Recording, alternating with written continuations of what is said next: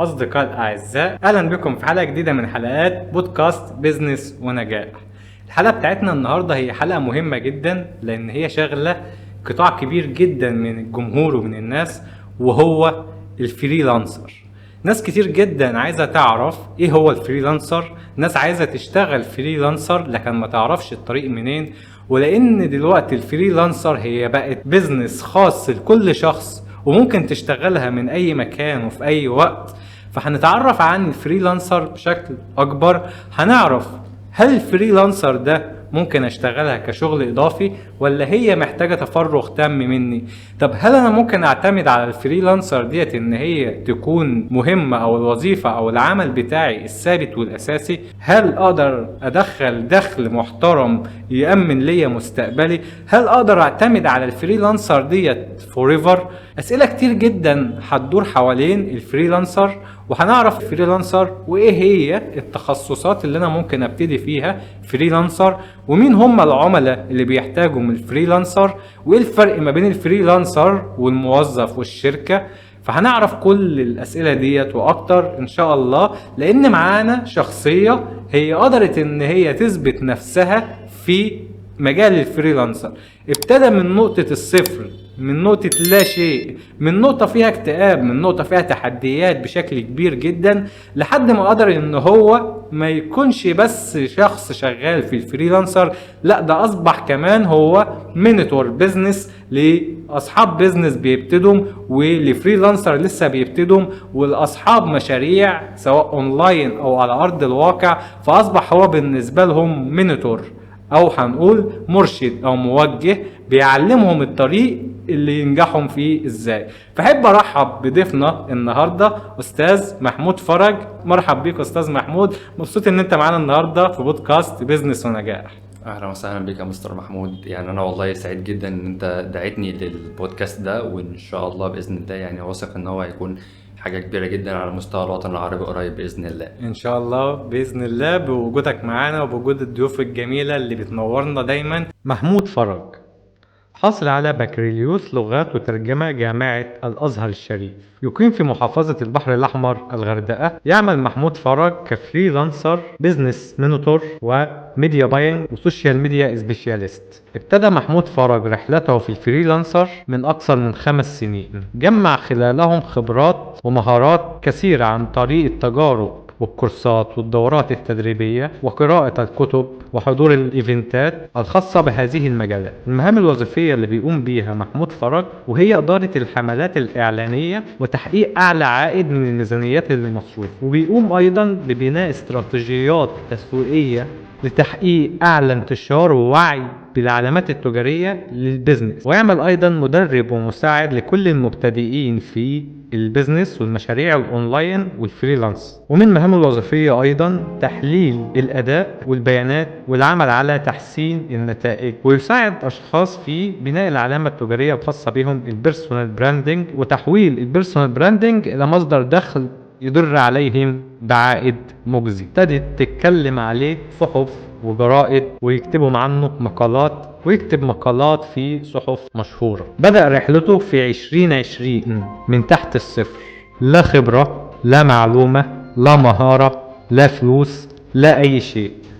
مجرد شاب في الجامعة محبط لأنه مش لاقي لنفسه طريق، لحد ما جات له فرصة حولت مجرى حياته. اشترك في الأنشطة الطلابية التطوعية، ومن خلالها ابتدى يتعلم مهارات التسويق الإلكتروني، ومن خلالها أيضا ابتدى يتعرف على أشخاص شغالة في المجال ويحضر مؤتمرات وإيفنتات خاصة لأشخاص في المجال. فابتدى تلمع في دماغه فكرة ليه لأ ما بقاش أنا الشخص دوت في يوم من الأيام. ومن هنا خد القرار ان هو يغير حياته ويبتدي في مجال الفريلانسر التسويق الالكتروني بقوه. وابتدى يبحث ويجمع مصادر، خد كورسات في كل منصة بتقدم دورات تدريبية مجانية اشترك فيها، وعمل لنفسه جدول، وابتدى على مدار اليوم ياخد دورات وكورسات ويعلم ويطور نفسه ويجرب اللي هو اتعلمه مع اشخاص مبتدئة وصفحات اونلاين، لحد ما جات الفرصة ان هو يقدر يحقق اول 350 جنيه عن طريق تدريب لطلاب في الانشطة الطلابية على التسويق الالكتروني والفريلانسر. ومن هنا ابتدت رحلة محمود فرج في التسويق الالكتروني والفريلانسر.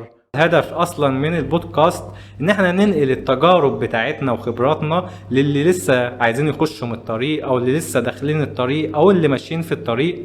لان انا كمحمود فرج لما ابتديت كنت بدور على اي معلومة ايا كانت من اي مكان، وحابب ان انا اوجه شكر وتقدير لشخص كان نقطة تحول في حياتي. لما كنت ببتدي كان هو بالنسبة لي منتور، كان هو الكلام بتاعه اللي باخده وبتعلم منه وبطبقه، وبالفعل حقق معايا نتائج ونجاح كبير جدا جدا جدا. احب اوجه له رسالة شكر من البرنامج بتاعي بيزنس ونجاح، وهو المهندس محمد الباز، صاحب شركة هيلسي اند تيستي وصاحب مجموعة شركات اخرى. فالشخصية دي كانت من اكتر الشخصيات اللي اتعلمت منها فعليا في بداية طريقي حاجات كتيرة جدا، وانا اكنه ليه كل التحية والتقدير والاحترام. وان شاء الله ربنا يجعل اي نجاح بحققه في حياتي في ميزان حسناته بإذن الله. اي حد بيبتدي الطريق بيبقى محتاج يعرف ايه هي الخطوات اللي المفروض ان هو ياخدها، بيبقى مشتت، بتبقى الرؤية مشوشة بالنسبة له، بيبقى مش عارف يبتدي منين وازاي، وهل الخطوة اللي هو بياخدها ديت هي صح ولا غلط. زائد احباطات كتير بتواجهه لانه ممكن ياخد خطوات مش هي السليمة والصحيحة.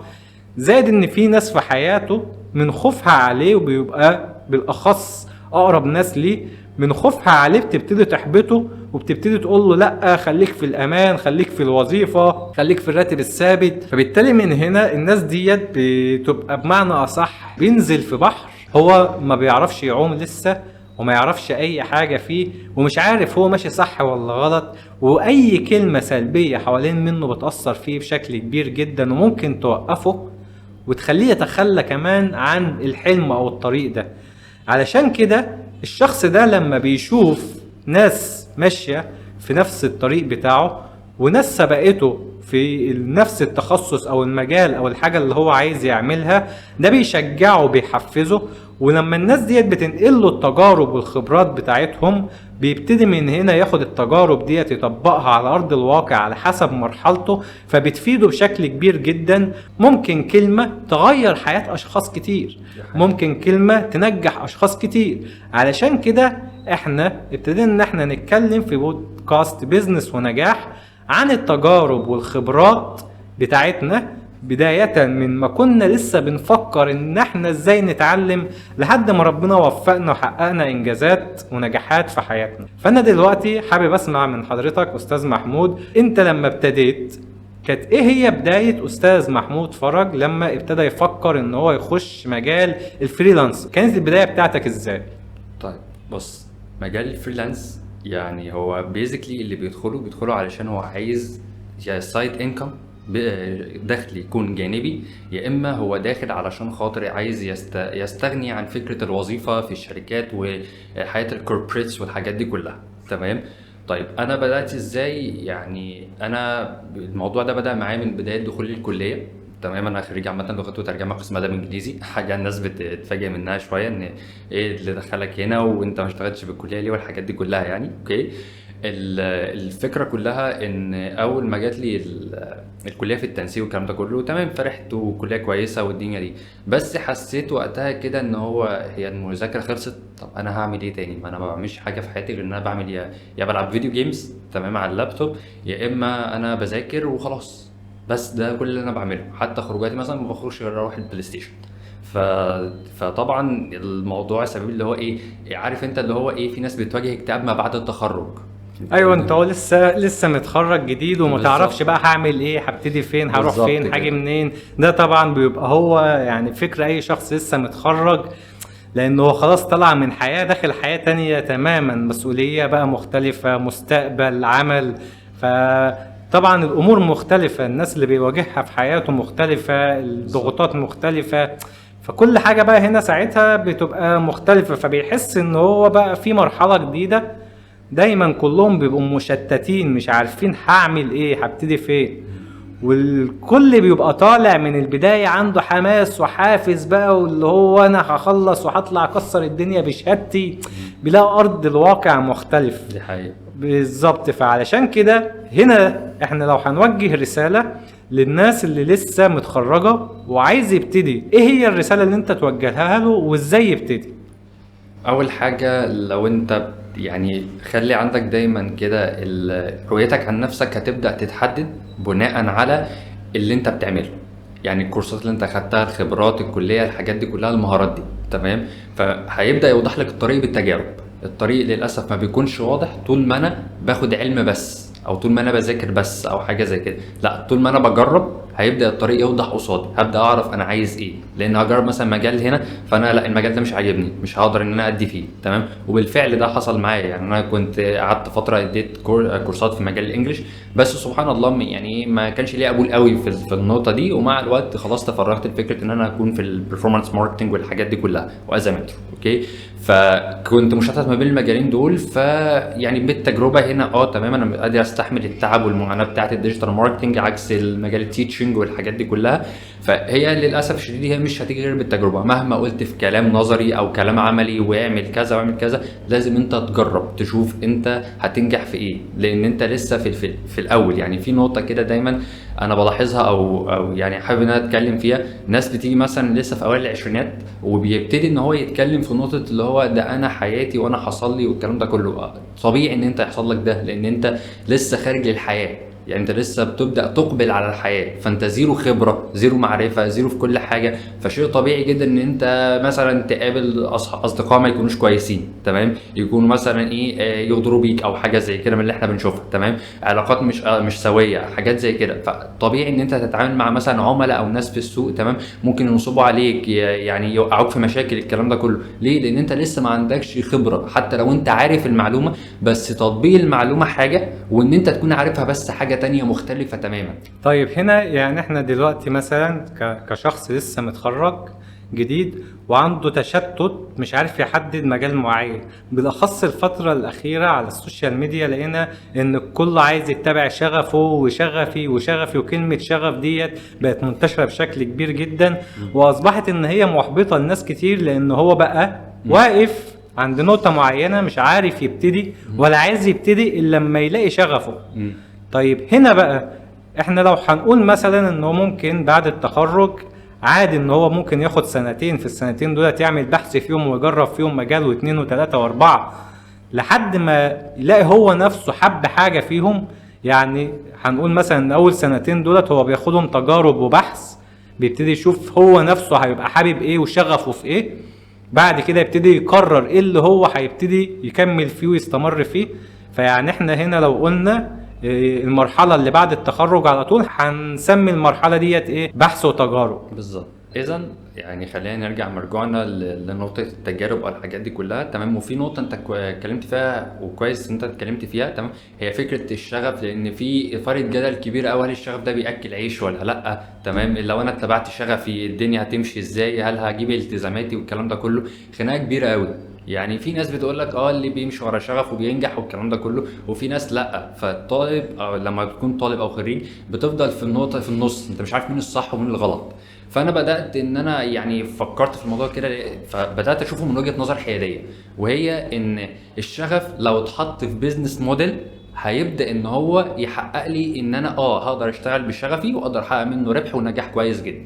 لكن لو انا لسه ما حطيتوش في بيزنس موديل فللاسف الشديد هو مش هيقدر ان هو يحقق لي اي حاجه. هاخد مثال بسيط جدا، وليكن مثلا الكتابه. انا موهوب مثلا في الكتابه، طيب دي علشان تحطها او تمارس شغفك تقدر تكتب كوبي رايتنج، اعلانات للصفحات السوشيال ميديا والحاجات دي كلها، تقدر تكتب كونتنت، سيلز بيجز، هتتعلم شويه مهارات. بس انت شغفك الاساسي بالكتابه، فهيكون لك طابعك الشخصي وتميزك الفريد في النقطه دي.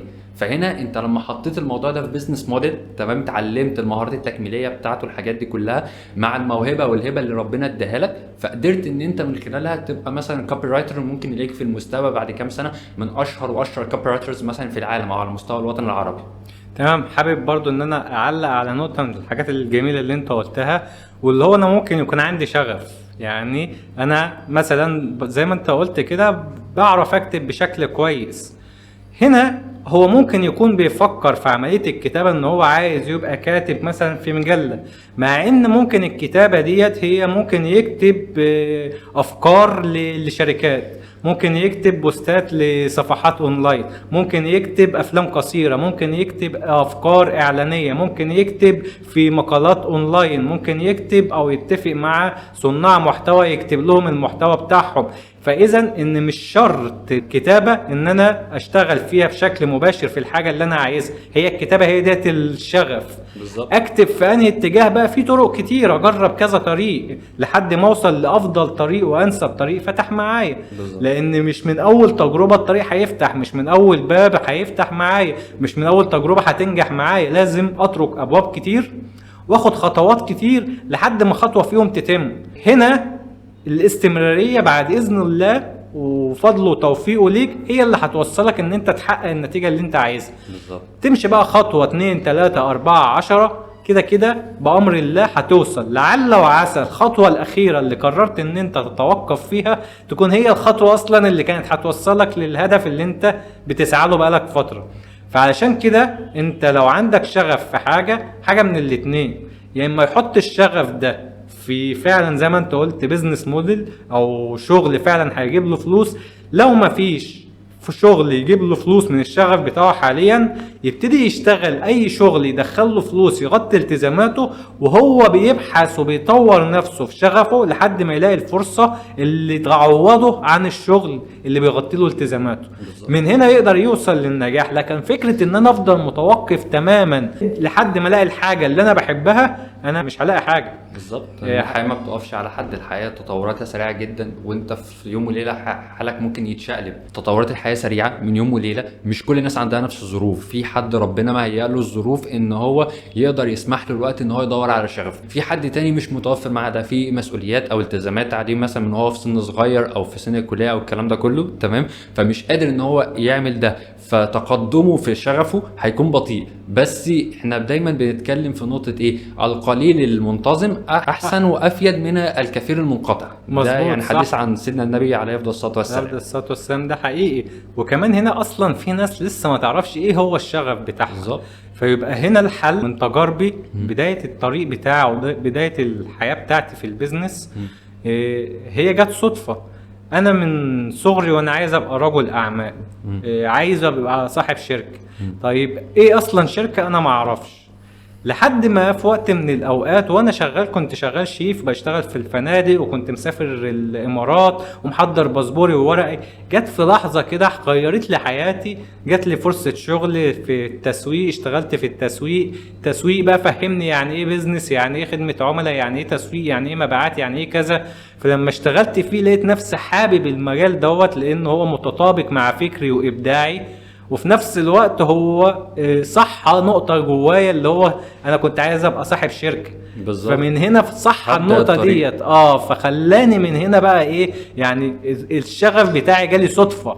فبرضه نفس اللي حصل معايا. هو انا كنت بكره اصلا التسويق والمبيعات، لان انا بطبيعتي شويه شخص انتروفيرت شويه. فطبعا دي نقطه، ازاي انتروفيرت وازاي انت تشتغل في التسويق الالكتروني او التسويق والكلام ده كله. فلحد ما كنت في نشاط طلابي كان اسمه كونفرسا، الهيد اللي كان بيتعلمنا كتابه الاعلانات والمحتوى. طبعا انا كنت بعمل كوارث في الكتابه في الاول تمام. اوكي، جابت لنا بلاي ليست لحد يعني انا يعني حتى بعد فتره رجعت اشكره جدا في النقطه دي. هو ما كانش يعرفنا، بس لقيت قناته على اليوتيوب بدا يشرح التسويق بمنتهى البساطه، فلقيت ان انا عارف زي ما بيقولوا ان ده بدات تندهني بقى. هو ده المجال اللي انا كنت داخل، علشان انا مش عايز برضو مجال بالنسبه لي للامانه يكون موسمي، يعني اشتغل شهرين او 3 وبعد كده اوقف، لان ظروف المجال بتاعي اللي انا اخترت اشتغل فيه جبراني على ان انا استنى مثلا سيزون معين يخلص. فاهم قصدي؟ تمام. وفي نفس الوقت لقيت ان الموضوع يعني ايه، بدات ادرسه اكتر، بدات اتعلق بيه اكتر. ليه؟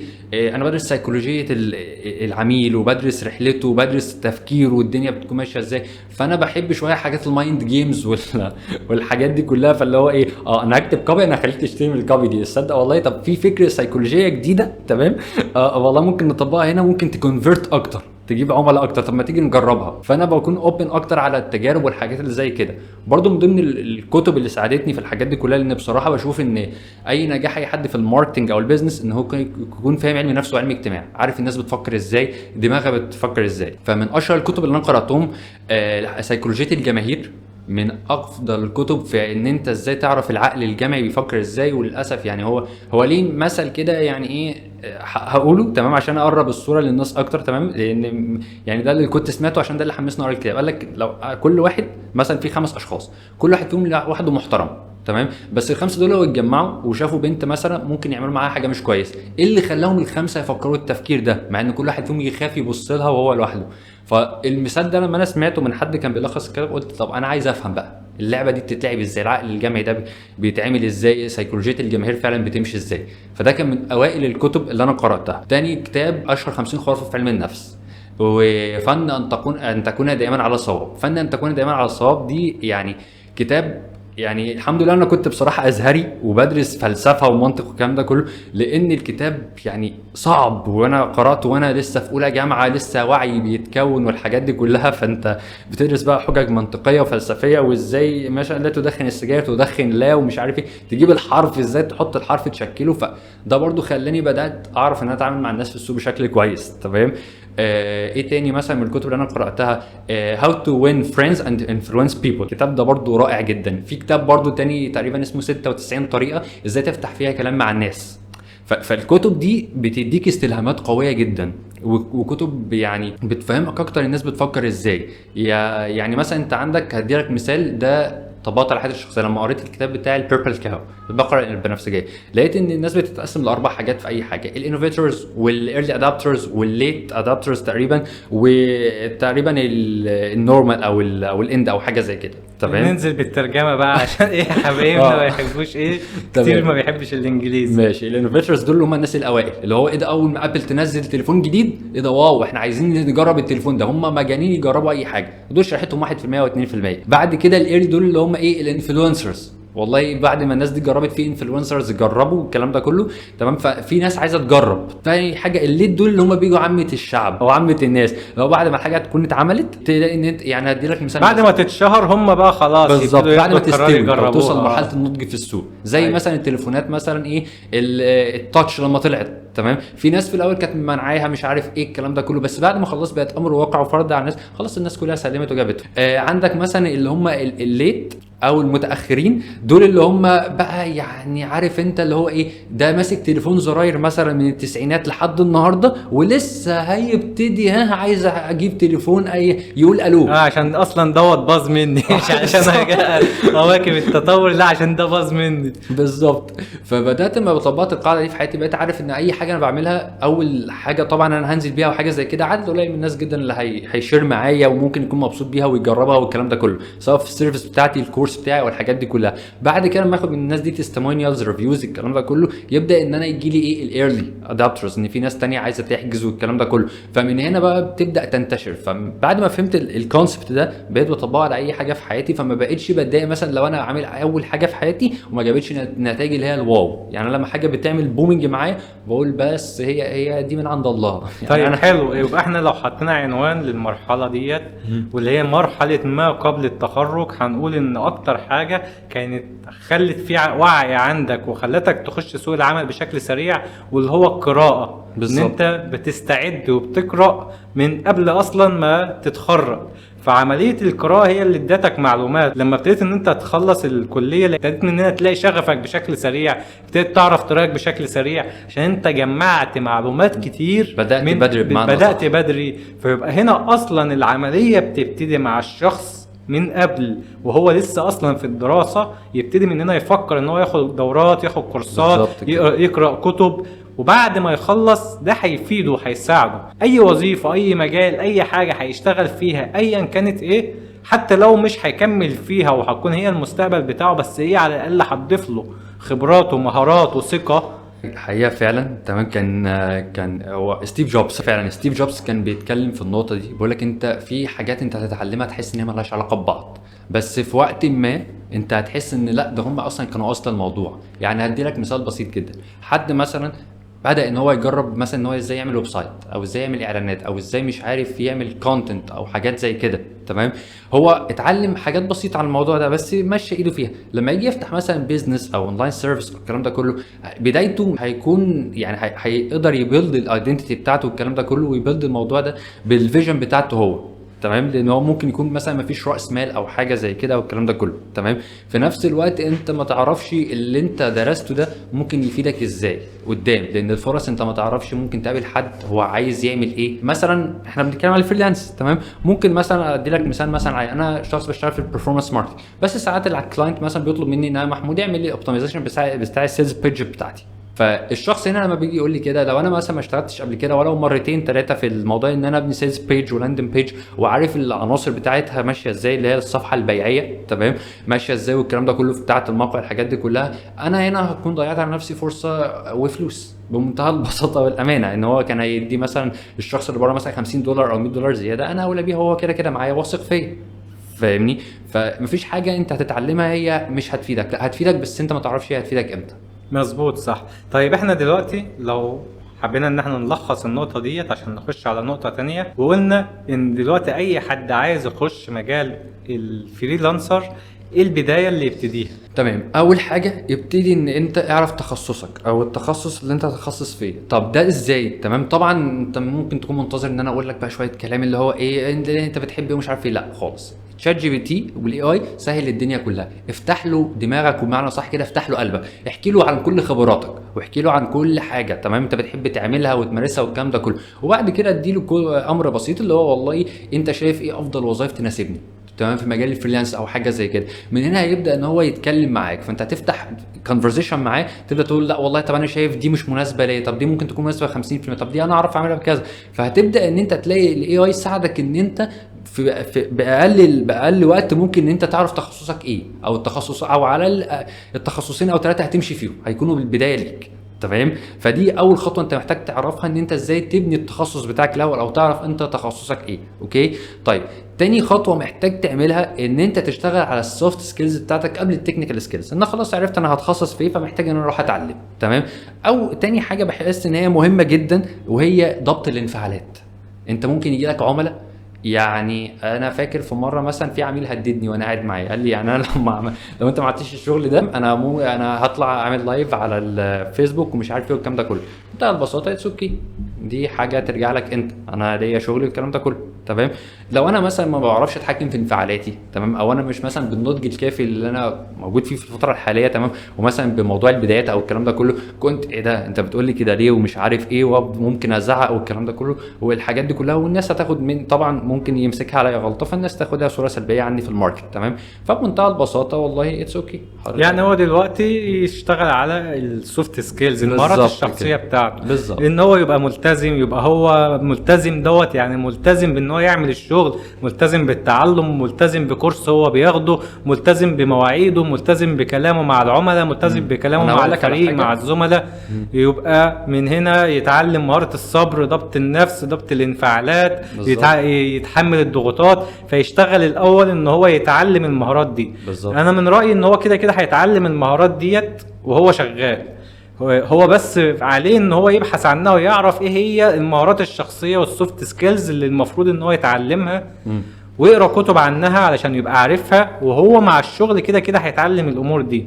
طيب هنا الخطوات العملية لو قلنا دلوقتي بداية، يعني مثلا انا كمحمود اول ما فكرت ان انا اشتغل في الفريلانس، اول ما ابتديت ان انا افكر في ان انا اعمل بحث الاول. طبعا ما كانش فيه شات جي بي تي في الفترة اللي انا ابتديت فيها، فكان العملية كلها قايمة على كتب ومراجع، يا اما بروح احضر ندوات ومؤتمرات والامور ديت كلها. فكانت الخطوات الاولى بالنسبة لي ان انا ببحث عن المعلومة. عرفت دلوقتي انا عايز اشتغل مثلا في وقت من الاوقات، عندي رؤية انا عايز يبقى عندي شركة. طيب عشان يبقى عندي شركة محتاج اعرف يعني ايه شركة، فابتديت ابحث اعرف يعني ايه شركة. بعد كده ابتديت اعرف الشركة دي بتتكون من ايه، مجموعة ادارات. بعد كده ابتديت اعرف كل ادارة هي عبارة عن ايه. بعد كده ابتديت اعرف الادارة المناسبة مع فكري وشخصيتي وانا حاببها. لقيت اداره التسويق، فابتديت من هنا اتعلم دورات وكورسات تسويق، فابتديت ابحث على مصادر مجانيه زي ادراك وغيره، فابتديت من هنا اخد كورسات مع جوجل وكورسات على منصه ادراك. بعد كده جمعت معلومات كويسه، فابتديت من هنا المعلومات كل ما باخد معلومه كانت بتنور لي الطريق اكتر، بالظبط. بتعرفني انا رايح فين. اقابل بقى حد زي محمود زميل مثلا ماشي في الطريق، نتعرف مع بعض، نتقابل، نتكلم، نشجع بعض، الامور ديت كلها. فابتدى من هنا يجي الطريق. اشتغلت فريلانسر، ابتديت انزل اللي انا اتعلمته، بقيت انزل للمحلات، اقول لي مثلا المطعم الفلاني ايه رايك هعمل لك كذا مجانا اول اسبوع، وابتديت اجيب شغل عملي اجرب واطبق عليه، وكده كده هو مجانا فهو مش خسران حاجه. بالظبط. في نفس الوقت كانت لسه السوشيال ميديا مش منتشره قبل 2020، فابتديت من هنا ان انا اتعلم في نفس الوقت اجيب عميل. يبقى انا كده كسبت حاجتين، عرفت طريق، جبت عميل، ابتديت من هنا ان انا اطبق على شغل عملي. بعد كده ابتدى يدفع لي 50 جنيه، بعد كده بقت ال 50 100، بعد كده بقت 200 300 500 1000، وابتدى الامر يكبر من هنا. ومع كل مره بيكتر فيها الشغل، بتكتر فيها الخبره، بيكبر فيها الشغل بتاعي، لحد ما وصلت في يوم من الايام ان اعمل الشركه اللي انا عايزها او الحلم بتاعي بمعنى اصح. فدي كانت بدايتي لما ابتديت كفريلانسر، لحد ما وصلت بفضل ربنا ان انا عملت بقى كتب في التنميه البشريه وفي البيزنس، وعملت ازيد من 7 كورسات في اداره الاعمال، فتحت شركه وشغلت موظفين ودربت ناس، وعملت استشارات لمصانع وشركات ابتدت على ايدي بعد فضل ربنا، وشركات كانت هتفلس ربنا وفقني وقدرت ان انا اشغلها من اول وجديد، وانجازات كتير. كانت البدايه بتاعتها هي البحث. فدي كانت النقطة بتاعت عملية دخولي للفريلانس. هنا بقى ممكن محمود فرج، برضه هو اسمه محمود فرج يا جماعة. فأنا عايز أعرف بقى محمود فرج برضه لما ابتدى يخش الفريلانس كانت هنا البداية بتاعته ازاي؟ تمام. دخل ازاي الطريق؟ وايه المراحل اللي عدى عليها؟ تمام. هي بدايه الطريق خالص كانت ان انا وانا قاعد بسكرول على الفيسبوك، تمام، ظهر قدامي اعلان لنشاط طلابي، تمام، عايزين ناس تشير لهم البوستات بتاعه الكورسات الانجليزي بتاعتهم في مقابل ان هو ياخد ليفل انجليزي بشكل مجاني. فقلت اتس اوكي، تمام، وبمنتهى البساطه يعني الموضوع كان بالنسبه لي وين وين سيتويشن، تمام، وهشتغل مش هياراتي. تمام. اوكي. بدات ادخل، فبدات الاقيهم بيعلمونا كتابه الاعلانات والمحتوى، تمام. انا كنت داخل اصلا علشان انا يعني في مجال كليتي، فكنت حابب اصلا الاول ادخل في مجال التيشنج، فقلت بس اي حاجه عشان اعرف انقل بعد كده جوه النشاط ده لمجال التيشنج والكلام ده كله، تمام، عشان اقوي اللغه عندي اكتر شويه والحاجات دي. اوكي. فالمهم بعد فتره اتعلمت موضوع كتابه الاعلانات والحاجات دي كلها، والحمد لله الدنيا كانت لذيذه، تمام. بعد الفتره دي انا قعدت فتره كبيره، تمام، في النشاط الطلابي ده، وبقيت متنقل ما بين نشاطات طلابيه كتير جدا. زي ما قلت لك سبحان الله في مجال التسويق انا كنت موفق جدا، بنزل فعاليات كتير جدا، مثلا ايجيبشن دنتال داي، اليوم العالمي لطب الاسنان في قصر الاميره فاطمه في صلاح سالم، تمام، كنت بيرسونال براندنج سبيكر، تمام. نزلت على تيدكس، نزلت في ريجنسي بيراميدز، تمام، في الجيزه فندق ريجنسي. اوكي. فلاقي سبحان ربنا موفقني هنا في الطريق ده، تمام، في حين ان انا وانا بدرس انجليزي الناس كانت بتقول عايزين نغير محمود، تمام. يعني انا بقول لك طريقين اشوف عكس بعض عشان برضو ايه الناس يوصل لها الموضوع اكتر. لا احنا مش عاجبنا الانستراكتور بتاع محمود. وفتره ما كنت اضطريت اقبل كورس كان فوق طاقتي في تدريس الانجليزي، ان انا كنت بدرس 4 مستويات A1 A2 B1 B2. طبعا اي حد في التيتشنج بيسمعنا هيكون عارف يعني ان في حد لوحده يشيل الكورس كامل، تمام، بالمستويات دي كلها. بس كان في مقابل ده كنت عايز اشتري بصراحه كورس تسويق. كنت سامع ان المدرب البي تي كويس، وهو فعلا يعني من الحاجات اللي هو قال معلومه بس انا طوعتها. يعني هو كان بيتكلم في نقطه ايه، ان انت ايه، حط لينك الويب سايت بتاعك ككول تو اكشن في اخر البوست. انا كل اللي انا كنت بعمله بعد فتره التطوع دي بشويه كنت بشير اللي انا فهمته بس من الكورسات، فاهمني. مفيش في دماغي ان انا هعمل فلوس في يوم من الايام او هدخل بقى ده هيكون مصدر رزقي وشغلي والكلام ده كله.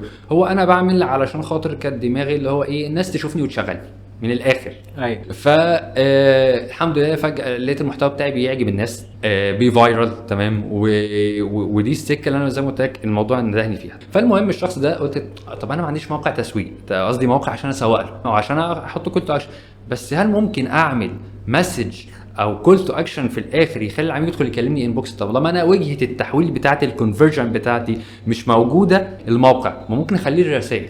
فمن هنا بقى بدات اول كول تو اكشن، لو انت عندك اونلاين بزنس وعايز تكبره ابعت لي برايفت، الجمله دي كانت يعني زي ما بقول كده وش الخير عليا. اي بوست بعمله كل يوم بنزل بوست فبيفايرل مع الناس، فبلاقي ان في مثلا يعني 10 12 جديد دخلوا لي، في منهم 2 او 3 ضموا معايا تمام.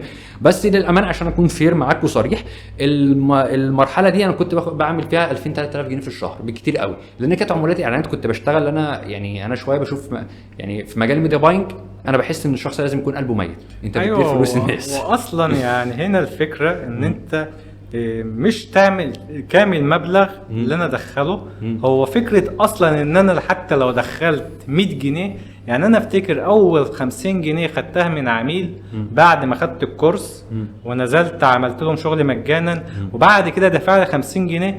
فكانت ال 50 جنيه ديت هي احسن عندي من 50,000 جنيه، لان ديت كانت اول 50 جنيه ادخلها من لا شيء. دي حقيقة. يعني لا حطيت فلوس ولا ليا موقع ولا ليا مكان أيوة. ولا ليا اي حاجه، وكورس انا واخده مجانا على السوشيال ميديا. اول 50 جنيه خدتها ديت هي كانت بالنسبه لي حاجه واو. بالظبط. عرفت منين بقى الفلوس بتيجي؟ يعني هي القصه كلها بدايه اللي هو ايه، المكنه طلعت قماش. بالظبط. ايوه فالله بقى المكنه ايه، عايزه سكيل بقى وسع ايوه المشروع. بالظبط، عايزين نطلع طب واتنين بقى ونبقى نبني مصنع عمارة. والكلام ده بالظبط كده. هي الفكره مش في حجم الاموال في البدايه، هي الفكره ان بمجرد اول اصلا مبلغ لو 100 جنيه دخلك، فهو دوت هيحفزك ان انت تشتغل وتكمل، لان خلاص كده وذكرى في الدماغ. انت كده جربت اللي هو ايه، خلاص تاكدت ان الطريق ده بقى هو يجيب فلوس اهو، بالظبط. ومسكت منه فلوس، فلما اكمل فيه بقى هيبقى فيه. بالظبط. وغير كده الطلب كمان على المهاره دي في السوق. يمكن انا دايما بشوف الفريلانسرز متقسمين لاجيال من وجهه نظري. في الجيل الزيرو الصفر، وده دول كلهم مليونيرات دلوقتي. الجيل ده لما تيجي تكلمهم كنت بجيب عميل ازاي، وكلهم يعني سبحان الله كلهم زي ما قلت لك، اي حد بيدخل مجال الفريلانس بيدخله عشان يعمل فلوس. طيب حلو، هنا في نقطة عايزين نتكلم فيها، احنا غفلنا عنها الفترة اللي فاتت ديت، واللي هو عايزين نعرف اصلا الناس ايه هو الفريلانس. هل الفريلانس دوت هو عبارة عن وظيفة بروح اقول للشركة مثلا انا فريلانس؟ يعني ايه فريلانس اصلا؟ طيب احنا اتكلمنا ازاي يشتغل فريلانس، بس ما قلنالوش ايه هي اصلا الفريلانس، وايه هي التخصصات او المجالات اللي ينفع اشتغل فيها فريلانس. تمام، عظيم جدا. طيب الفريلانس بمنتهى البساطة هي بتطلق على أي شخص يقدر يشتغل في أي وقت من أي مكان في العالم مع أي عدد من العملاء، سواء من جوه مصر أو بره مصر. تمام، دي المصطلح اللي بيطلق على الفريلانس. تمام، يعني دلوقتي الفريلانس وانا قاعد هنا في مصر اشتغل مع حد في السعوديه ويحول لي فلوس وانا بشتغل له من بيتي. بالظبط. حلو جدا، ده ممتاز. تمام. طيب المجالات بتاعت ايه؟ اي مجال ينفع اقدمه اونلاين، اي مجال تعرف تقدمه اونلاين تمام ينفع. عايز تدخل السوشيال ميديا ادخل، تمام. عايز تدخل كتابه اعلانات ادخل، تمام. اي حاجه تعرف تعملها في هيئه منتج رقمي، تمام. تسلم العميل في هيئه منتج رقمي، زي مثلا الفيديو اديتنج برضو، ما انا في الاخر بسلم العميل منتج رقمي، تمام. اي حاجه اقدر احطها في الاطار ده هي ممكن ان انا اشتغلها فريلانس. طب ممكن نقول بعض التخصصات بالمسمى بتاعهم كده؟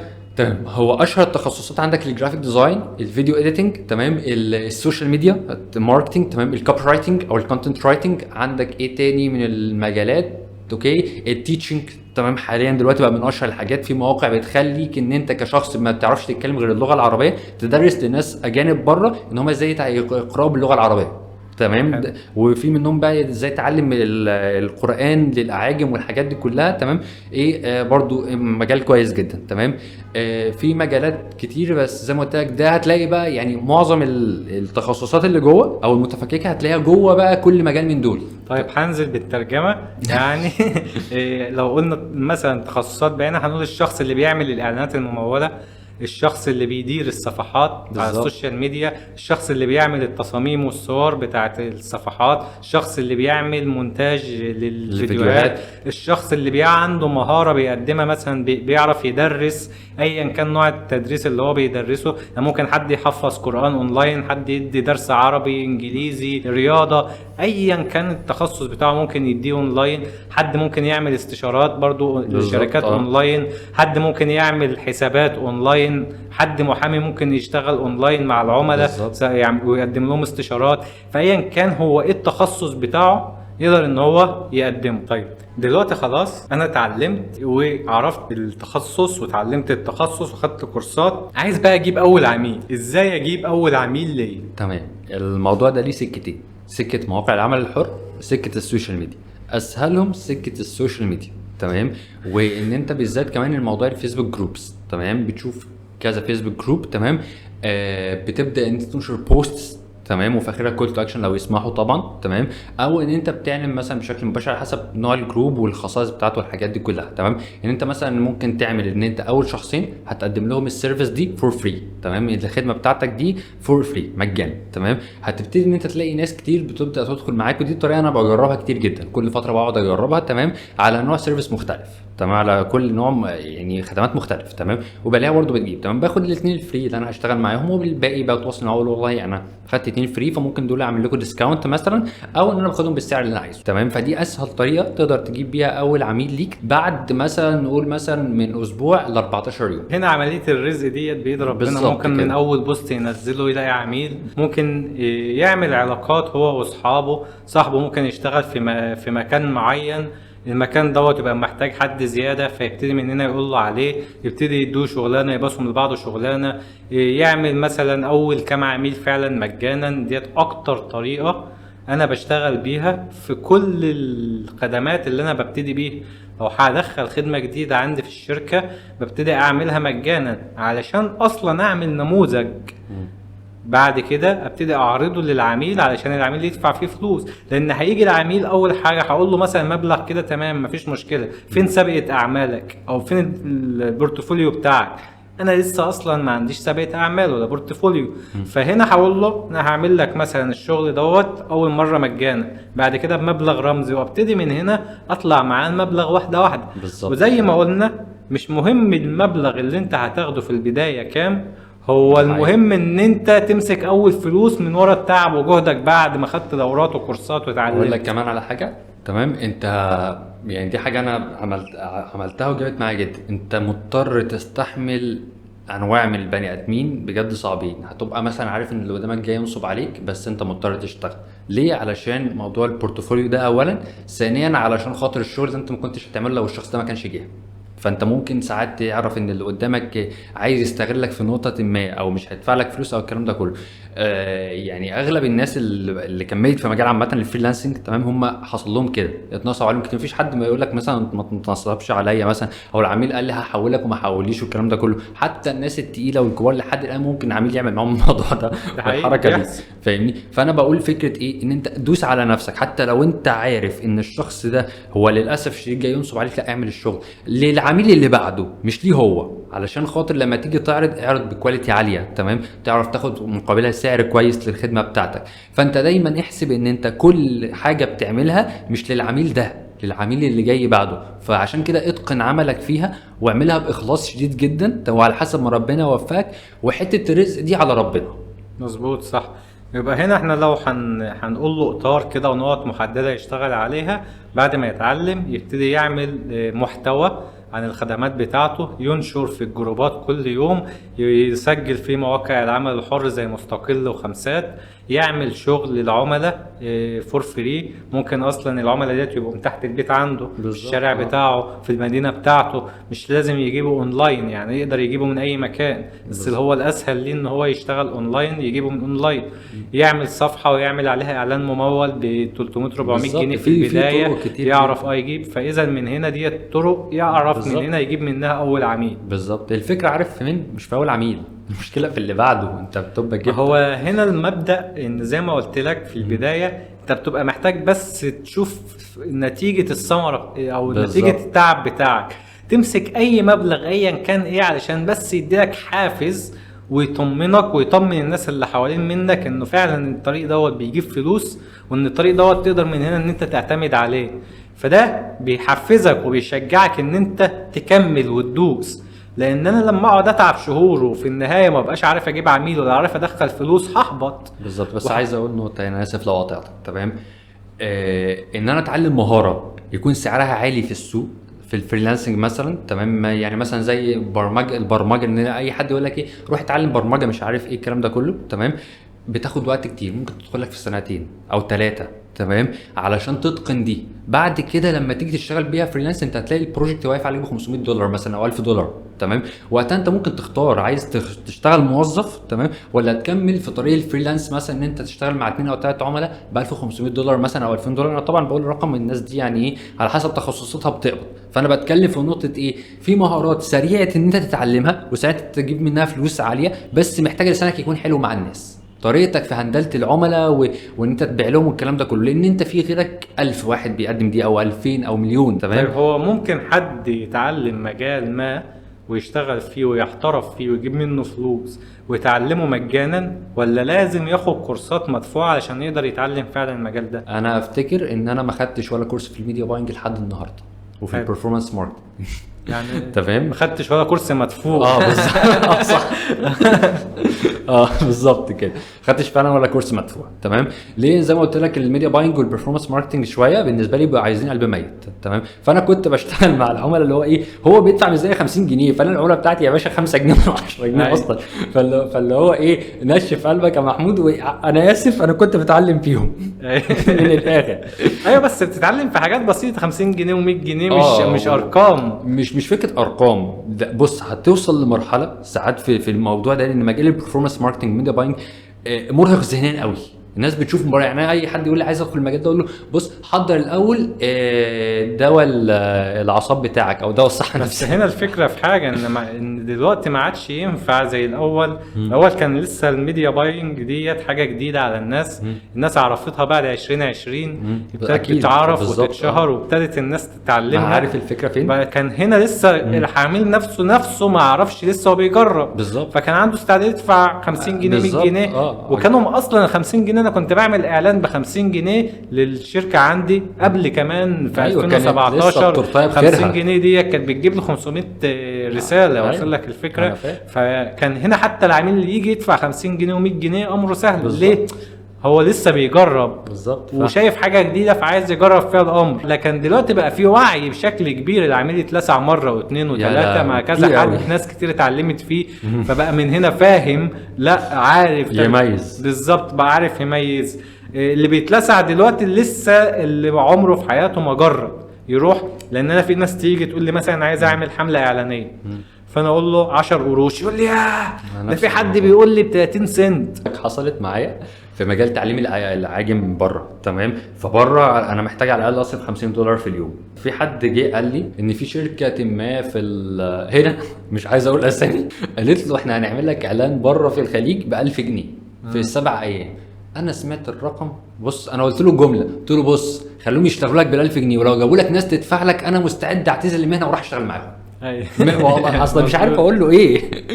فاهم قصدي؟ في حاجات فعلا بتخليك اللي هو ايه في مجال الميديا باينج والاعلانات دي يجي لك ايرور كده وانت بتسمع اللي هو ايه. عشان كده بقول لهم حد ضايق الضغط معاك وانت بتشتغل الشغلانه دي.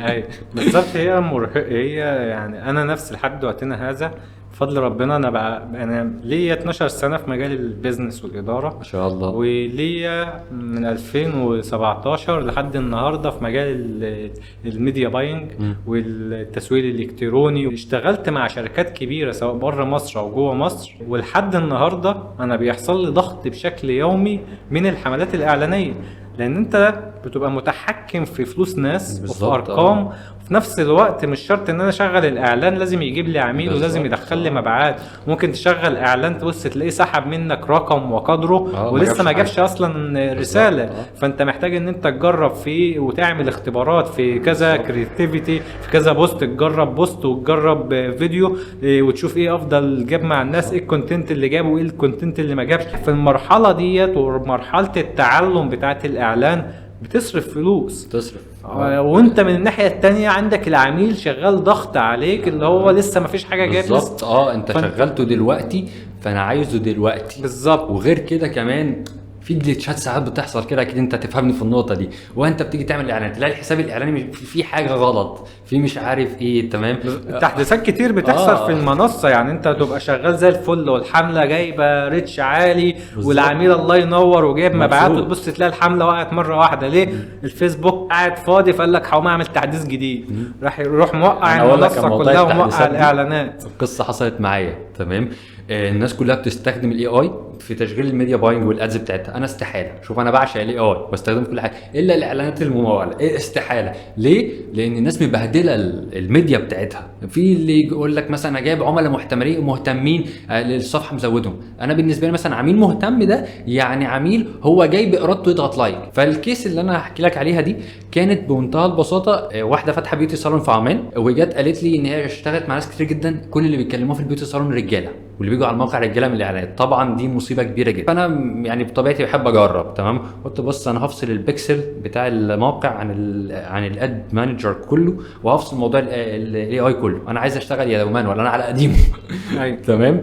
فبدات اشتغل. تمام. اول كامبين عملتها بعد الموضوع ده 80% نساء و20% رجاله. بعد كده كله 100% نساء. فالشاهد هنا ايه؟ ان اللي انا عايز اقوله لك ان التغيرات اللي بتحصل كتير وانت العميل ما بيكونش شايفها. هو العميل بيكون شايف انا عايز الاعلان يشتغل ويبيع، لكن فكره ان انت الصداع اللي بيكون عليك وان انت بتراقب الارقام وبتعمل بيرفورمانس تراكنج ومش عارف ايه والكلام ده كله، لا هو ما بيشوفوش. ولذلك يعني بيبدا يحط ايه لود عليك. تمام، لان هو بالنسبه له ايه؟ انا صرفت فلوس. هو شايفها من منظور ان صرفت فلوس. ما اعرفش ان انت ممكن ما تنامش اصلا عشان في كامبين شغاله، لان انت خايف من حاجه معينه مثلا والكلام ده كله، فقاعد بتراقب. تمام، مش عارف تنام. تمام، انا ما بعرفش بصراحه انام غير لما احط ايدي عليه، غير لما الاقي الكامبين بدات تجيب مسج سعرها كويس مثلا، او الليد سعره كويس، او الكونفرجن سعره كويس، والحاجات دي كلها. تمام، والصرف كويس. ابدا اللي هو ايه؟ اقول والله ما انا راقب فيه ومش داخل. انا بخاف ادخل على الادز مانجر. انا لسه قبل ما نخش البودكاست في عميل كلمني في فيديو جديد هو عامله، قال لي تعالى نغير الاعلان اللي شغال ونحط الفيديو ده مكانه. دايما بتابع مع العميل بشكل يومي، السلام عليكم ايه الاخبار النهارده الامور. طبعا بتابع الحمله وبتابع مع العميل، لان ممكن تكون جايبه رسائل بس هي مش محققه مبيعات، فلازم اتابع الاثنين مع بعض. فالنهارده في المتابعه بكلمه ايه الاخبار، قال لي والله احنا عملنا مثلا الحمد لله بفضل ربنا حجوزات كذا. الحجوزات ديت بفضل الله هي غطت بقى تكلفه الحمله وجابت مكسب 3-4 اضعاف، ولسه فاضل بفضل الله ان شاء الله حوالي مثلا 10 ايام في الحمله. فهنا خلاص كده انا ايه؟ هديت وارتحت واطمنت، لان حققنا اصلا المستهدف، والايام اللي فاضله هي ديت بقى خلاص. جي 1 جي 2 جي 3 جي 10 بالظبط كده، ده اوفر زياده. فالحمد لله احنا كده حققنا ايه؟ المستهدف بتاعنا. فهنا بيقول لي خد الفيديو ده نغيره مكان الاعلان اللي موجود كام يوم وبعدين نرجع القديم. قلت له لا، هي طالما شغاله ما نلعبش فيها. القاعده الذهبيه. خلي الفيديو دوت بص هيجيب لنا 100 عميل بكره، بس انا ما اضمنش ان هو هيجيبهم ولا لا، لكن اللي شغاله انا ضامن ان هو جاي. ابني في حضني واروح ادور عليه بالظبط كده. فما تلعبش فيها، خليها ماشيه زي ما هي. لما الحمله ديت تخلص نجرب بقى الفيديو دوت، ممكن يجيب لنا بقى 10 اضعاف الحمله اللي احنا مشغلينها، بس ما نبوظش. لان انت لو غيرت او لعبت فيها هتبدا من اول وجديد. مش هتبدا من اول وجديد، ده ممكن اصلا تبوظ.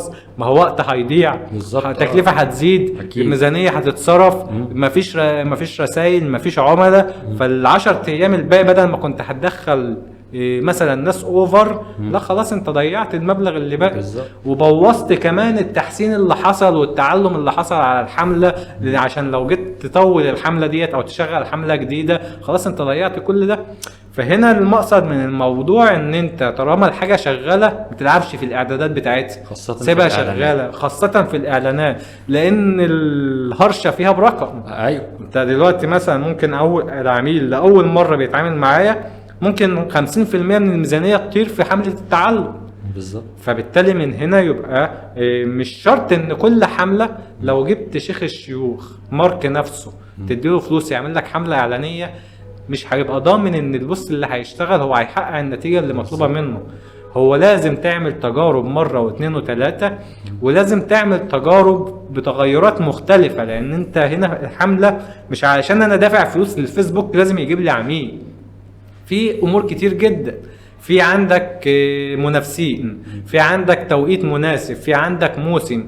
يعني مثلا نفس العميل اللي كنت لسه احكي لك عليه من شويه، شغل حمله اعلانيه لمجموعه مدرسين بيدوا اونلاين لطلاب اعدادي وابتدائي. قبل ما نشتغل قلت له مش هتشتغل، انت بالظبط، بتتكلم فاهمك. الكرياتيف نفسه بيبقى لنا نظره في الحاجات ده, دي. ده المناسب يعني. احنا دلوقتي ده خلاص، ده احنا فاضل لنا شويه ونخش على امتحانات نص السنه، فاصلا خلاص كل طالب دلوقتي هو في الدرس بتاعه مع المدرس بالظبط. بتاعه وعدى شوط كبير ده من شهر 9. فلكن دلوقتي خلاص اقتنع بكلامه ورجع قال لي هم قالوا ايه نجرب. جربنا الحمله، خلصت الحمله على مده 15 يوم ومفيش ولا عميل.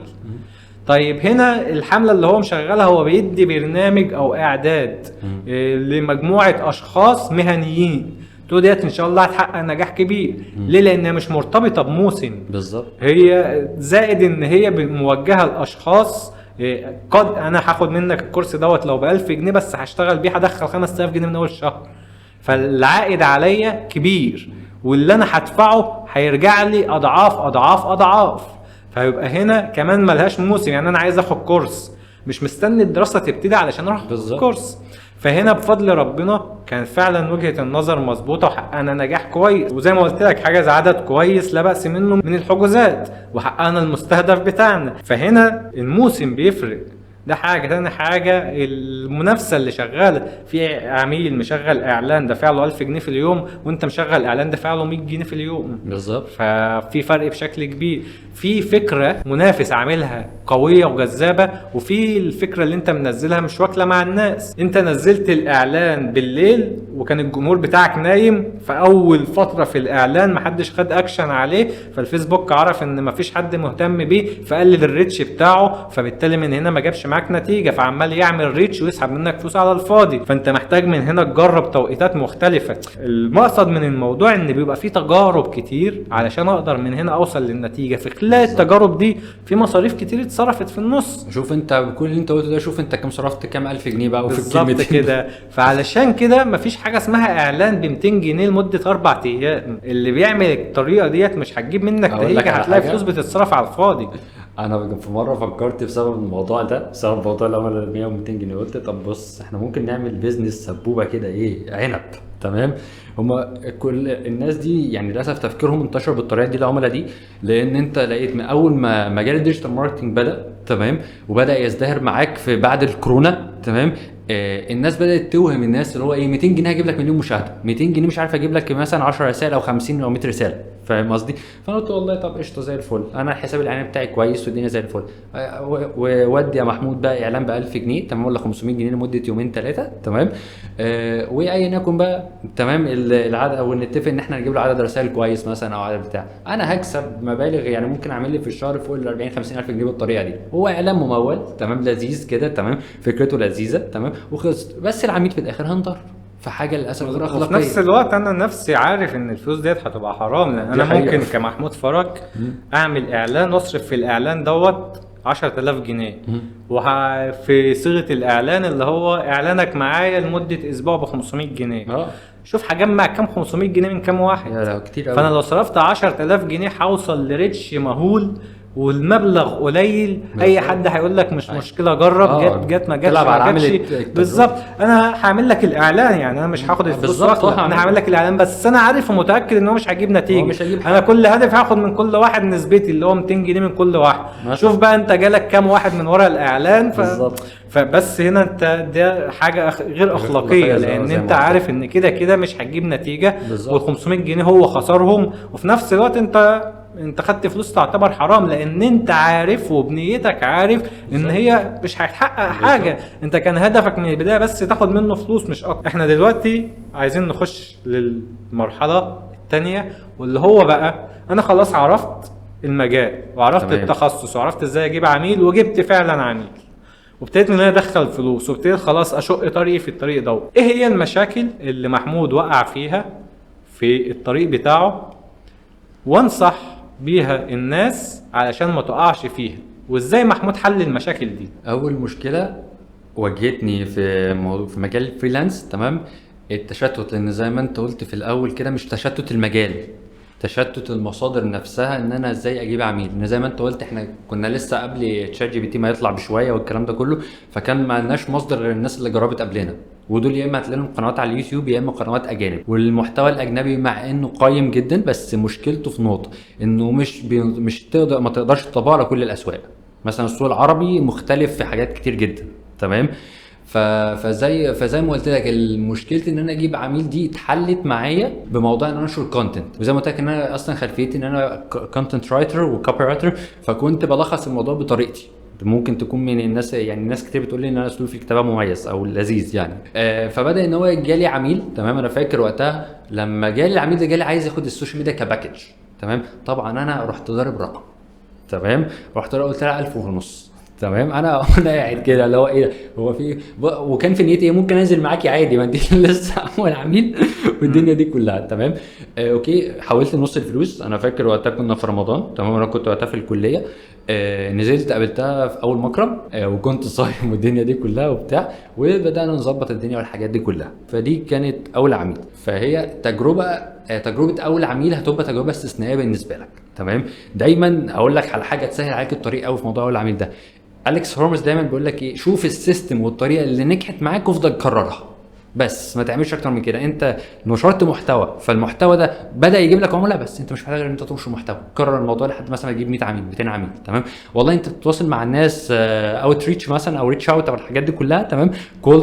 كولز بقى، وبتبعت لهم كولد ايميلز والحاجات دي كلها، ونفعت معاك اتس اوكي. فانت هتلاقي ان انت عندك كذا طريقه تجيب منها، فانت هتجرب، فهتلاقي طريقه منهم نفعت معاك اتس اوكي، هتبدا ان انت ايه تعملها. تاني حاجه ان انا كنت شخص بقى الاقي اعمله خلاص، دي كانت مصيبه.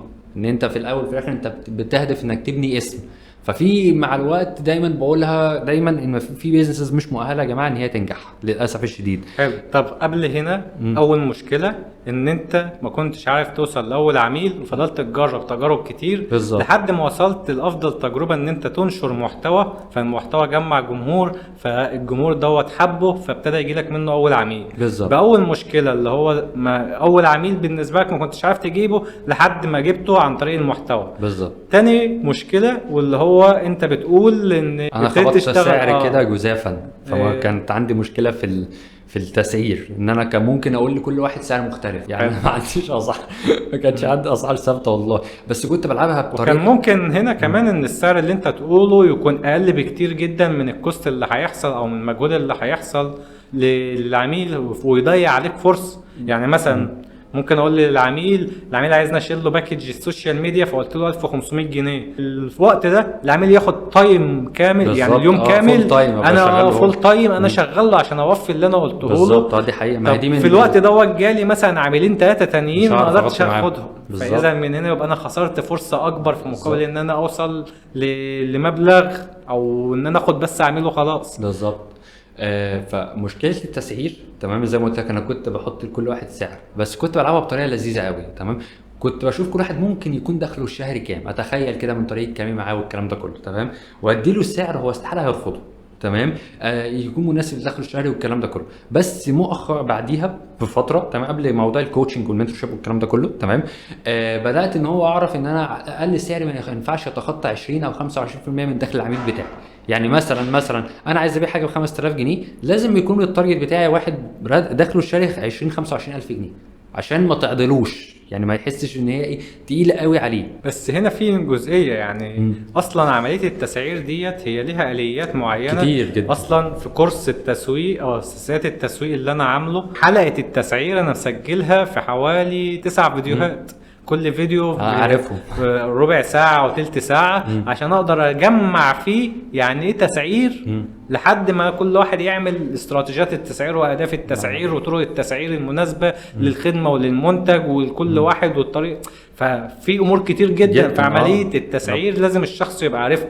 ان هنا التسعير بس مش مرتبط ان انا بسعر منتج او خدمة علشان اخد منك فلوس. بالزبط. ده التسعير بيتحدد عليه اهداف للشركة، بيتحدد عليه تطوير للشركة، بيتحدد عليه استراتيجيات تنافسية، بيتحدد عليه استراتيجيات مواجهة الركود، مواجهة الازمات، مواجهة المخاطر. فاذا في عملية التسعير هو مش مرتبط بس بان انا بسعر علشان ابيع لك منتج او ابيع لك الخدمة بتاعتي واخد مقابلها فلوس، ده بيبقى قائم عليه برضو حاجات كتير. لان انا لو مسعر على اساس اللي ياكلني ويشربني ويدفع لي الايجار. طب ما في تطوير، بالظبط. الدنيا سريعه، مش هقدر هو اجيب هقول لابتوب، لك مش بقى هقدر اغير كذا، لو اللاب حصل له مشكله مش هقدر اعمل له صيانه، مش هعرف اعمل احتياطي نقدي، بالظبط، مش هعرف اجيب موظف محترف وهكذا. فاذا من هنا مش التسعير بس علشان ابيع الخدمه، ده في قصه كبيره انا بالظبط. شارحها كمان على القناه عندي في حلقات كتير. يعني وقتها انا ما كنتش اخدت كورسات في استراتيجيات التسعير، وما كانش وقتها شويه لسه الموضوع ظهر، لسه فكره البيزنس او الماركتنج ان الناس ما بقتش بالبومينج اللي بيحصل الفتره دي. فبالنسبه لي اللي هو ايه، انا حتى بقول لك انا كنت بدي لكل واحد سعر شكل. انت متخيل الكارثه اللي انا كنت واقع نفسي فيها؟ ايوه، ما ديت مشكله، ما احنا دلوقتي ما انت عميل يسمع عني فيجي لي بالسعر اللي بقول له لا والله في بالظبط. ايوه، ما هو انت دلوقتي بتذكرها ان هي كانت من ضمن المشاكل اللي انت عملتها ووقعت فيها، ان انت كنت بتسعر كده بشكل عشوائي. رغم ان هي شوف يعني هي كانت بتجيب لي عملاء كتير جدا، تمام، بس زي ما بقول لك كانت كارثه ان انا مش عارف احدد انا دخل الشهري ممكن يكون كام. اتوقع حاجات كتير زي ما انت قلت، حدد بناء على في احتياطي نقدي، في مش عارف ايه، في حتى الفريلانسر لازم بيكون له خزنتين زي ما بنقول، البيرسونال فاينانسز والبيزنس فاينانسز. البيرسونال دي مصاريفه الشخصيه يفصلها عن مصاريف التطوير للذات والحاجات دي كلها. زي ما انا قلت لك انا كنت بسعر بشكل عشوائي جدا، تمام، اي حد بديله سعر مختلف بناء على حسب احتياجاته، تمام. وزي ما قلت لك ده ضرني كتير جدا، لان انا هقول لك على حاجه بصراحه يعني، ودي حاجه انت في العملاء اللي بتدفع قليل جدا مشكلها كتير قوي وزنها كتير قوي، حقيقي. تمام. فالعميل هيجيب لك اللي شبهه، تمام. مظبوط. فانا فضلت قاعد في الدايره دي شويه حلوين، صح. ان انا بقى بيجي لي عميل بسعر قليل ومش عارف اطلع من الدايره دي شويه حلوين، لحد ما بدات ان انا اغير البراند بوزيشننج بتاعي كذا مره، وده خسرني الشرايح اللي انا كنت بتعامل معاها والكلام ده كله.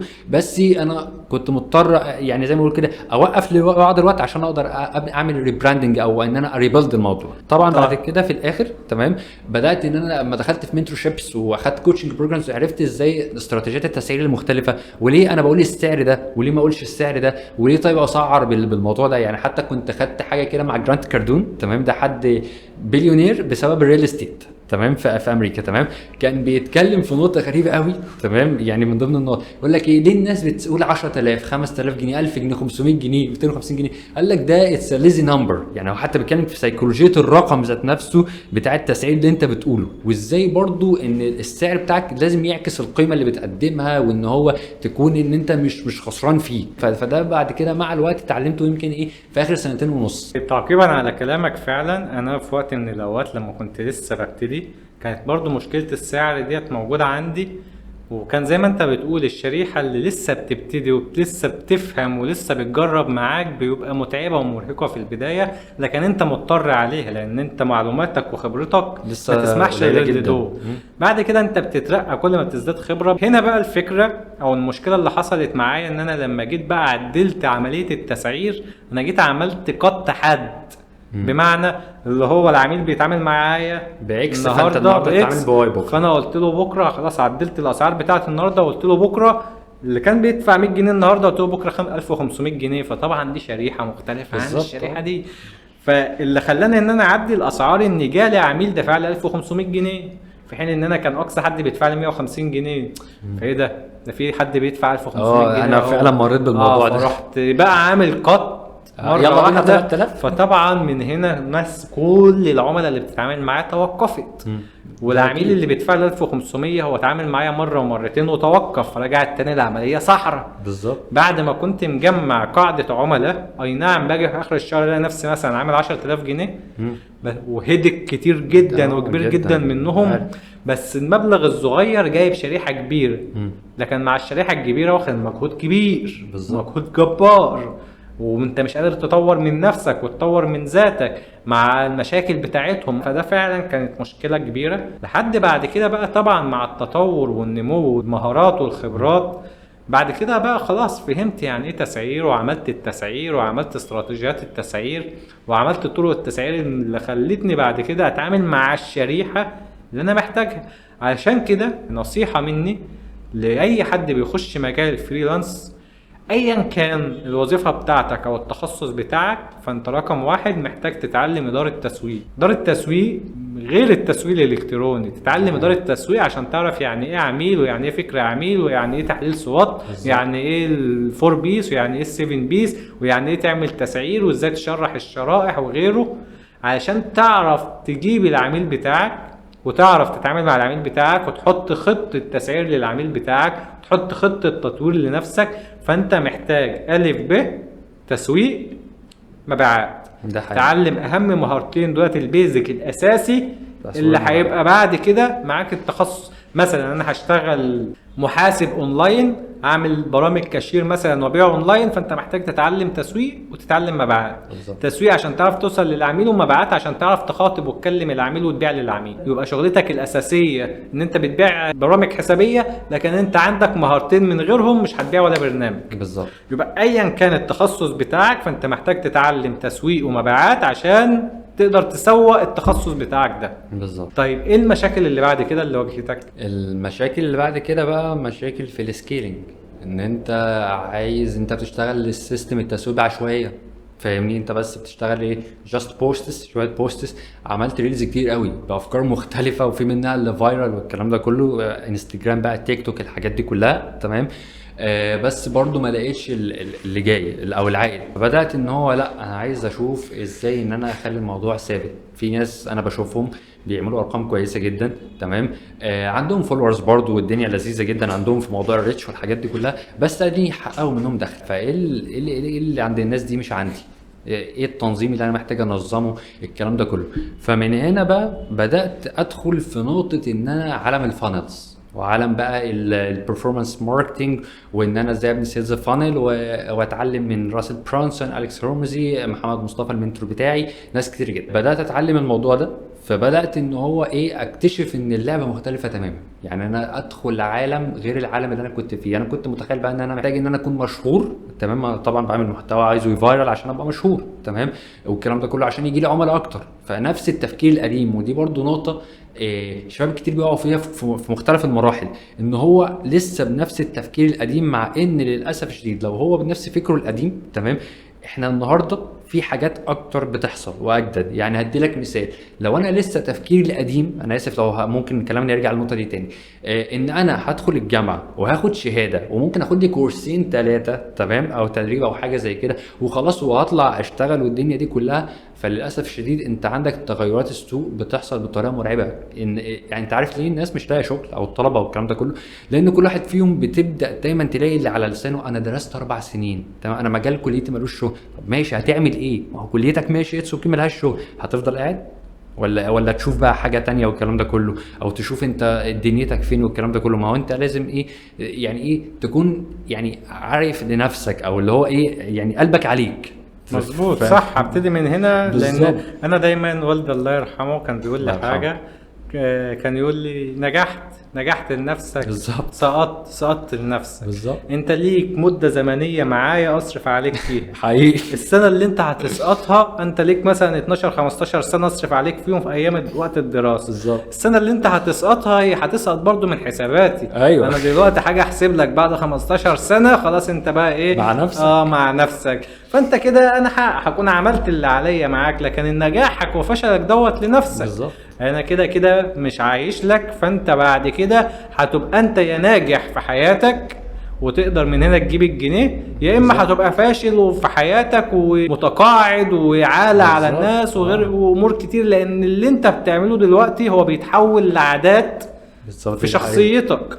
لان انت النهارده لو مش ملتزم في دراستك، لو مش ملتزم في كليتك، لو مش ملتزم مع نقطة معلش في موضوع الالتزام ده، هقول لك انا النقطة حصلت معايا تمام في نقطة الالتزام دي. انا كنت مثلا يعني دوديت مذاكرة زي ما بيقولوا كده في موضوع الكورسات. يعني انا مثلا دخلت على موقع معارف او رواق، كورس ده مدته 4 ساعات، انا مش هقوم الا لما ال4 ساعات يخلصوا.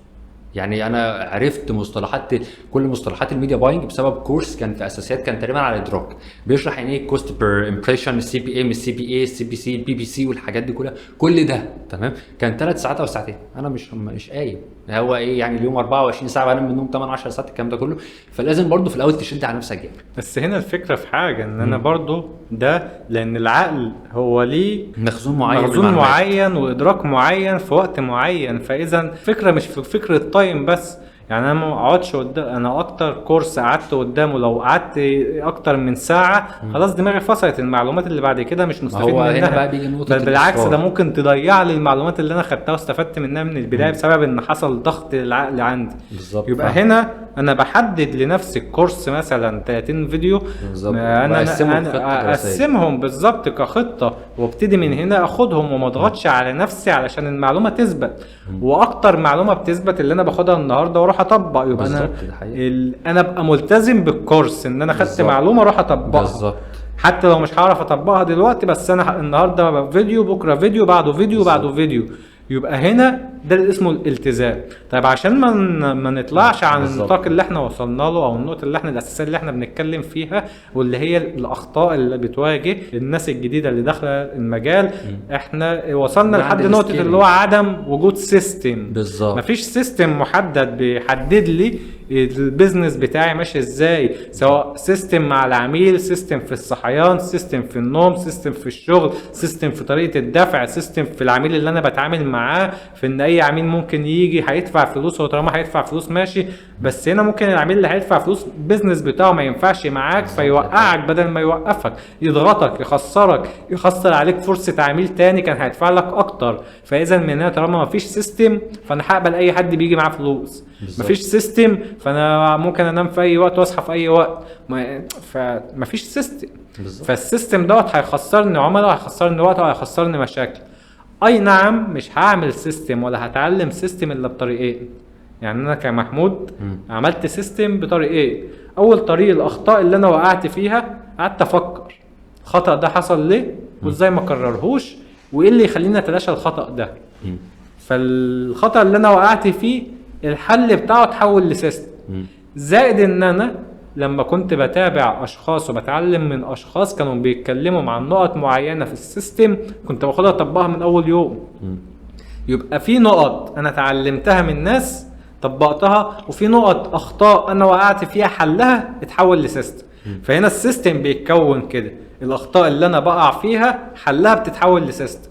كل عميل بغلط معاه بعد المشكله ما بتخلص وشفت هي خلصت ازاي، ساعتها ببتدي من هنا اعمل لها سيستم. بعد فتره بيحصل سيستم. يبقى هنا المشاكل اللي بتواجه برضو الفريلانسر هو عدم وجود سيستم. بالظبط. طيب ايه تاني؟ انت ما ينفعش تركب نفسك غلط مع العميل. الناس كلها بتقع في النقطه دي. تمام. فكره ان هو عميل زعق لي مثلا فانا زعقت له، او قال لي الشغل مش عارف ايه او الكلام ده كله. تمام. لا، انت لازم تعرف ازاي ان انت زي ما بيقولوا كده تبقى لابس كرافته في لسانك. انت مظبوط. تعرف ازاي انت تركبه هو الغلط، حتى يعني لو هو غلطان. تمام. عشان ايه؟ انا في قاعده للاسف الشديد عايز ادمر معتقداتها دلوقتي وهي قاعده العميل دايما على الحق. لان بصراحه من وجهه نظري مفيش بني ادم صح 100% وبني ادم غلط 100%. في كيسز العميل هيكون فيها على حق، وفي كيسز تانية العميل مش هيكون على حق. فاهمني؟ فعلشان كده ايه، انت بتشوف الدنيا، بس انت ايه، بتعمل اللي عليك، او خليك ذوق للاخر. في ناس هتقابلها قله الذوق حتى وانت كبير وليك الكلام ده كله. فاهم حاجه لسانك. تمام. ان انت ازاي تعرف تتعامل مع الناس. هنا الفكره إيه؟ انا ضد القاعده ديت ان العميل دايما على حق. بس هنا لو اتعاملت معاه ان العميل دايما على حق، انت هتعرف تنتقي الاسلوب اللي تتعامل معاه بيه. فانا بتعامل معاه، يعني ممكن العميل يكون غلطان بس انا بتعامل معاه باسلوب محترم لحد اخر لقطه. بالظبط. لو انا حاطط قدامي قاعده العميل على حق، فانا هتعامل معاه بشكل كويس. لكن انا لو حطيت ان العميل دوت غلطان وان انا اللي ليا حق، هنا فكري عقل الباطن هيخاطب مشاعري واحساسي وفكري ان يخليني اخد اكشن بغضب مع العميل. ممكن اخسر العميل. ممكن مش هخسر بس العميل، لا، هقول لك انا مش عايز العميل ده، بس العميل دوت ممكن يعمل لي مشاكل بشكل كبير في البيزنس بتاعي. يقعد ينزل في بوستات وينزل في منشورات، ممكن ياخد جمله واحده او كلمه واحده انا قاعد اكلمه بقى لي ساعات باحترام وهو عمال يغلط، لكن انا في النهايه قلت جمله بقى غصب عني، راح هو واخدها وماسكها عليا، فالعميل شاف اللقطه الاخيره.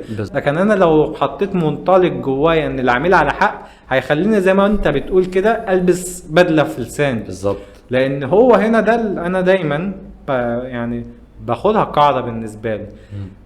لما باجي اتعامل مع عميل بقول دلوقتي لو انا براند من البراندات اللي معروفه، مثلا لو انا فودافون والعميل دوت بيكلمني، هي هتتعامل معاه ازاي؟ هتقول له لا والله ده انت ما سددتش الباقه، او انت بقالك شهرين مش هتجدد لك بعد ما كلها دفع. عليها 5 سنين ما سددتش. هل انت رحت جبت اشتريت مثلا من شركه منافسه ورجعت لها عشان احتجتني؟ لا مش عايزك. لا، هيتعامل معاه لاول مره كأنه اول مره بيشوفه، مش جاي تدفع لي فلوس. بالظبط. انت بص انت باشا، واتعامل من منطلق ان انا احط نفسي مكان العميل. ما هو انا دلوقتي مثلا في اماكن انا اشتريت منها حاجه وعجبني حاجه في مكان تاني ورحت اشتريتها. بالظبط. ايه المشكله؟ ايه المانع؟ عادي. فبالتالي من هنا اتعامل مع الشخص ان هو بشر، وان هو ليه فكر وليه احساس. عشان كده بنقول لما تدرس تسويق وتعرف تشرح الشرائح وتعرف تتعامل مع سيكولوجيات العميل وفكر العميل والاستراتيجيات النفسية للعميل والامور ديت كلها، هتبقى قادر ان انت تحط اعذار للعميل. ده الرسول عليه افضل الصلاة والسلام قال لك التمس لاخيك 70 عذر. فلك ان تتخيل ان دوت عميل جاي يدفع لك فلوس، انت محتاج الفلوس بتاعته دي عشان تطور وتكبر البيزنس. لك ان تتخيل ان هو لو عمل معاك مشكله ورجع يتعامل معاك تاني عشان هو احتاجك ولقى منك احترام واسلوب محترم، انت هتكبر في نظره قد ايه وهيجيب لك عدد عملاء قد ايه.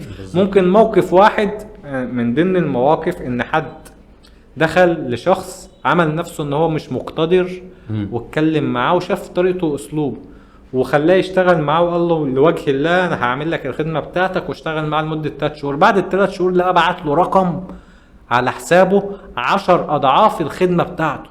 مش متخيل. قال له انا فلان الفلاني، وطلع ان الراجل دوت رجل اعمال وغيره وغيره وغيره، وقال ان هو يختبره علشان هو حب ان هو يديله مكافاه. لو هو نجح في الاختبار هيديله مكافاه، ما نجحش في الاختبار كان هيفصل معاه الشغل من البدايه اصلا ومش هيتعامل معاه. فاذا من هنا انت ما تعرفش اصلا الفرصه جايه لك منين. لكن انت لو بتتعامل باحترام وحاطط قواعد احتراميه للبيزنس بتاعك ولنفسك بتتعامل بيها، اللي هو دوت اللي احنا بنقول عليه السيستم والنظام، ان انا ابقى حاطط سيستم ونظام هو اللي يحكمني قبل الموظفين بتوعي، ساعتها ممكن فرصه تيجي تنقلني. بالظبط. طيب احنا هنا لو هنخاطب بقى العميل، لو هنقول نصيحه للعميل وهو بيتعامل مع الفريلانس، يختار ازاي الفريلانسر وازاي يتعامل معاه؟ لان برضه زي ما احنا بنقول ان في عملاء ما مش كلهم بيبقوا على حق، برضه في فريلانسر كتير جدا يعني اسلوبهم مش كويس، طريقتهم مش كويسه، مش ملتزمين، ما مقصرين في الشغل بتاعهم. بعد ما ياخدوا فلوسك يتقالوا عليك، ما يردوش عليك، يعملوا مشاكل، ما يديلكش الجوده اللي انت كنت عايزها، يعمل لك البحر طحينه. فبالتالي من هنا ازاي بقى انا كعميل اختار الفريلانسر اللي ابقى متاكد ان هو فعلا شخص هيقدر يقدم لي الخدمه بتاعتي وشخص كويس؟ تمام. اول حاجه تمام، لو انت رايح لفريلانسر مثلا معروف او حاجه زي كده، تحاول ان انت تشوف حد يكون وسط بينكم، صديق مشترك تمام هو اشتغل له تمام، وروح اسال الصديق المشترك ده هو فلان اشتغل معاك تمام، طب ايه دنيته، كان ايه نظامه، الكلام ده كله تمام.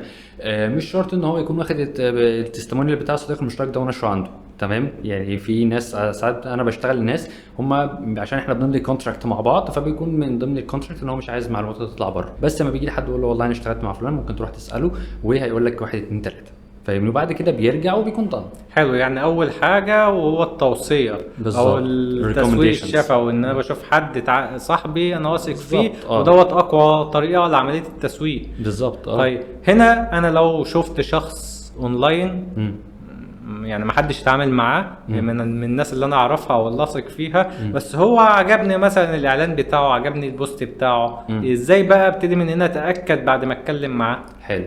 خلينا نحط نقطة البورتفوليو على جنب، وخليني اقول لك ان الشخص الشاطر فعلا هيشرح لك الميكانيزم اللي هو بيشتغل بيها، هيقول لك الاوتلاين البروسيس بتمشي ازاي.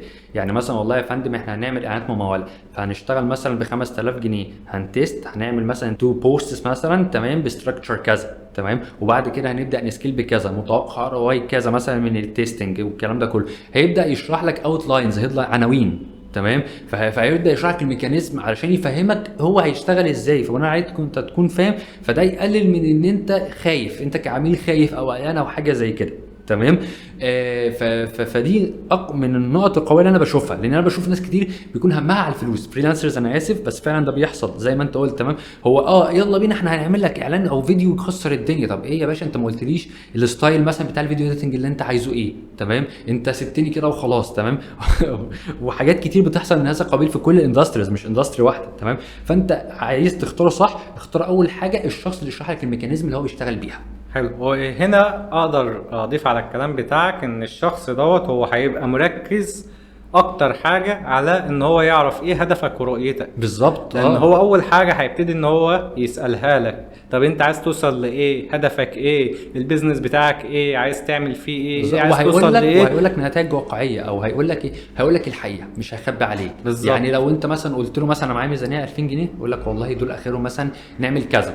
تمام، او مثلا والله ده في الفيديو اديتنج الستايل ده اخره يتعمل بيه كذا، الميزانيه دي للريل مثلا الواحد او الفيديو الواحد. تمام، فهيدي لك الحقيقه، مش هيقعد بقى يقول لك لا والله ده احنا نعرف نعمل ونعمل، لا خالص، بمنتهى البساطه والشفافيه. ليه؟ لان هو في الاول وفي الاخر هو بيراعي ربنا.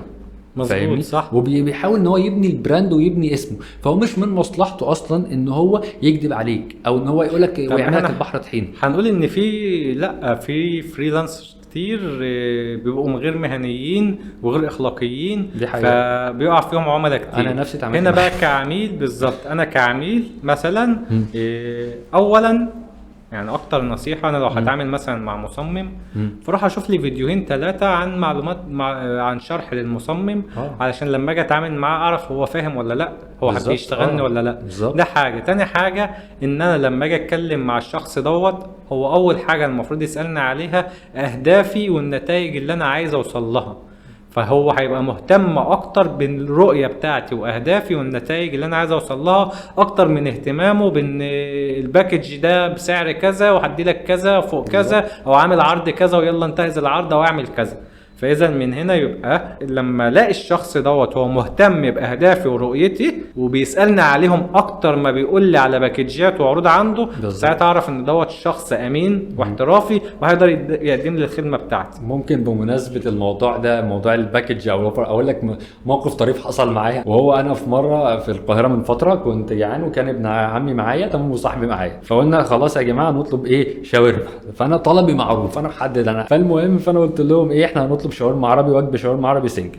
طلبت مطعم، قسما بالله الراجل اللي بيتكلم كل كلمه باوفر. يعني انا قلت له، قال لي مش عارف تحب ايه؟ قلت له والله انا حضرتك انا عايز 3 شاورما عربي. قال لي طيب مثلا تحب باكت بطاطس؟ طب تحب ازود لك توميه؟ طب مش عارف ايه؟ طب عندنا النهارده الابل باي مش عارف بسعر كذا. فعايز اقول لك ان انا قفلت السكه ويعني وما طلبتش شاورما. ايوه، ما هو هنا الفكره هو يعني فكره ان انت تحسس الشخص ان انت عايز تفتشه وتطلع منه يعني اكبر قدر من اي حاجه الاوردر اعمله اي حاجه اقدر اطلعها من جيبك ده بتخلي العميل يهرب. انت كده بتتعامل بمبدا الصياد، انت بتجري وراه فريسه، فالفريسه لازم هتهرب منك. اكيد طبعا. فبالتالي من هنا ده اكتر طريقه تخلي اي شخص ينفر اصلا. بالظبط. طيب احنا اتكلمنا كتير والكلام جميل وفي بقيه للكلام، ممكن نعمل حلقه جديده بس عشان ما نطولش على المشاهدين ممكن نكتفي بهذا القدر النهارده، وان شاء الله يبقى لينا لقاء تاني وحلقه جديده نرتبها مع بعض نتكلم عن اساسيات وحاجات اكتر في عمق تكنيكال اكتر بقى في عمق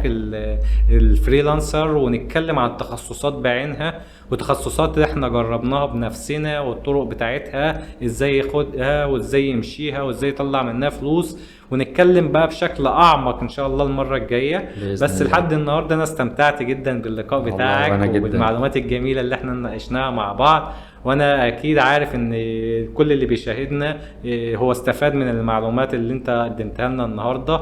وان شاء الله انتظرونا في حلقات جديده ان شاء الله هيكون فيها تجارب وخبرات قويه ونتائج حقيقيه وملموسه على ارض الواقع، لان احنا في بودكاست بيزنس ونجاح هدفنا نشر التجربه العمليه الحقيقيه الواقعيه اللي حققت معانا نجاحات على ارض الواقع.